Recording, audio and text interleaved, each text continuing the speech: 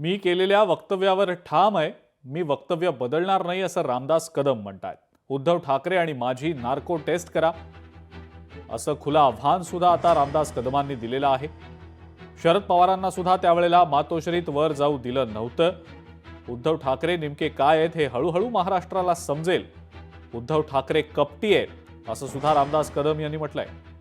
2 दिवसांचा वेळ घेतला हे उद्धव ठाकरेंनी कबूल केलंय का?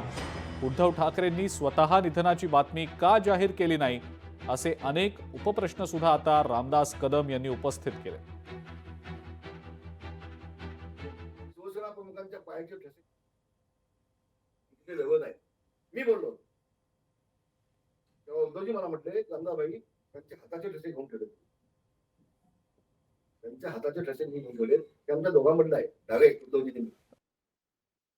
मग उद्धवजी, माझा तुम्हाला सवाल आहे, त्या हाताच्या ठशांचा उपयोग तुम्ही कशासाठी केला ते आम्हाला एकदा सांगा.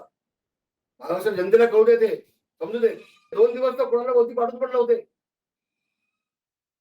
2 दिवस मातोश्री मध्ये भोवती कोणालाही पाठवत नव्हते, कोणाला एंट्री नव्हती.